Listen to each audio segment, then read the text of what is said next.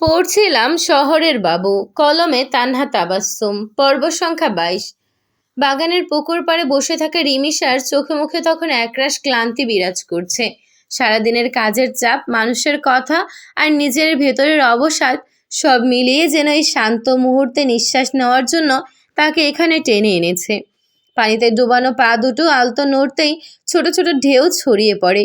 পুকুর পাড়ের হাঁসগুলো কিচিরমিচির করতে করতে ধীরে ধীরে দূরে সরে যায়।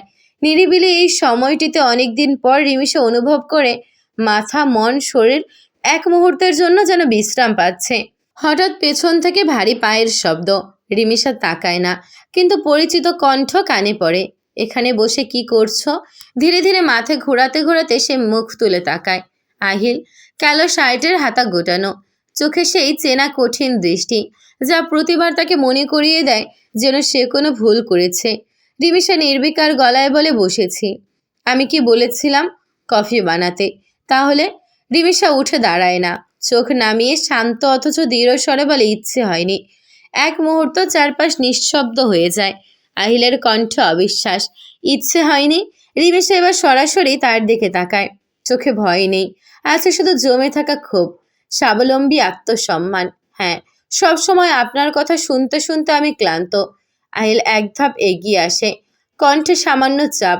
তুমি ভুলে যাচ্ছ তুমি কার সঙ্গে কথা বলছো। রিমেশা তিক্ত হেসে ফেলে। ভুলি না, বরং খুব ভালো করেই মনে আছে। এই প্রথম আহিল থমকে যায়। রিমেশার কণ্ঠ ধীরে কিন্তু স্পষ্ট। আপনি সব সময় আদেশ করেন, কখনো জিজ্ঞেস করেন না আমি কেমন আছি, কিছু চাই কিনা, শুধু হুকুম আর নিয়ন্ত্রণ। আহিল ঠান্ডা কণ্ঠে বলে, এই আলোচনার সময় এটা নয়। তাহলে কোন সময়? রিমিশার কণ্ঠ ভারী হয়ে ওঠে। যখন আপনি রাগ করে আমাকে অপমান করেন, নাকি সবার সামনে ছোট করেন। নীরবতা, একটু দীর্ঘশ্বাস। শেষে আহিল বলে, আজ মেহেদি অনুষ্ঠান, ঝামেলা করো না, আধা ঘন্টার মধ্যে তৈরি হয়ে আসো। এই বলে সে চলে যায়। রিমিশা কিছুক্ষণ স্থির দাঁড়িয়ে থাকে, তারপর পুকুরের ঠান্ডা পানিতে হাত ছুঁয়ে নিজেকে সামলানোর চেষ্টা করে। সকাল 7টা। আজ আহিল গাঢ় সবুজ রঙের পাঞ্জাবি পরেছে। সবার আগে তৈরি হয়ে সে নিচে নেমে আসে। ঢুকেই সবাইকে তাড়া দিতে থাকে, যেন সময়ের সঙ্গে প্রতিযোগিতা চলছে। কিছুক্ষণ পর সিঁড়ি দিয়ে নামতে দেখা যায় রিমিশাকে। গাঢ় সবুজ রঙের 3 পিস, হালকা মেকআপ, হাতে পার্স, হিজাব পরে আহিল এক মুহূর্তের জন্য তাকিয়ে থাকে, কিন্তু সঙ্গে সঙ্গে নিজের দৃষ্টি সরিয়ে নেয়, যেন নিজেকে নিয়ন্ত্রণ করতে পারে। রাইসা হেসে বলে, ভাবি, আজ হিজাব পরেছো কেন? আজ তো বিয়ে বাড়ি যাচ্ছি। রিমিশা শান্ত কিন্তু দৃঢ় কণ্ঠে বলে, আপু, হিজাব পরা আমার অভ্যাস আছে, আমি হিজাব ছাড়া বাইরে যাই না। আহিলের কণ্ঠে সামান্য কড়ামি যোগ করে, রাইসা, তুমিও হিজাব পরো। রাইসা কিছুটা হেঁচকি দিয়ে, ভাইয়া, আমার তো হিজাব নেই। আহিল চোখ সরু করে তাকায়, সামান্য বিরক্তি। হিজাব নেই মানে? মাসে এত শপিং করিস আর তোর কাছে হিজাব নেই? এরপর দৃঢ় কণ্ঠে যোগ করে, আজ থেকে তুইও হিজাব ছাড়া বাইরে যাবি না।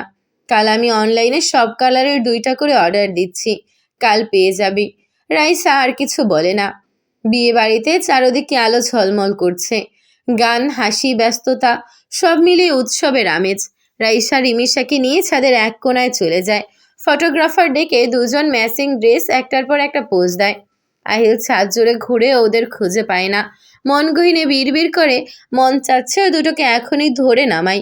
ঠিক তখনই ইয়াসিনের আম্মু বলে ওঠে, কি করছো বাবা? বৌমা কোথায়? ওর সঙ্গে তো আমার ঠিক করে কথাই হয়নি। আহিল হালকা হেসে বলে, আন্টি, একটু ব্যস্ত ছিলাম। কিছুক্ষণ পর রিমিশা আর রাইসাকে দেখে থামিয়ে দেয়।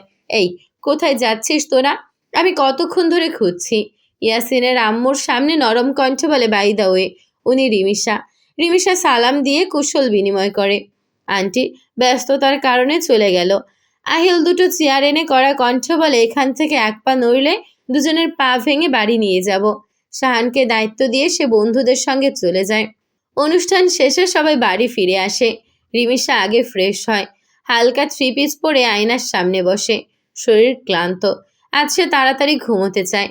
ঠিক তখনই আহিল রুমে ঢুকে বলে, আজ তুমি চুপ করে আছো কেন? একটু থেমে যোগ করে, আর কাল যদি দেখলাম বেশি মেকআপ করেছো, তাহলে তোমাকে নিয়ে যাব না, একা বাড়িতে রেখে যাব। এই কথাটা বলেই সে ফ্রেশ হতে চলে যায়।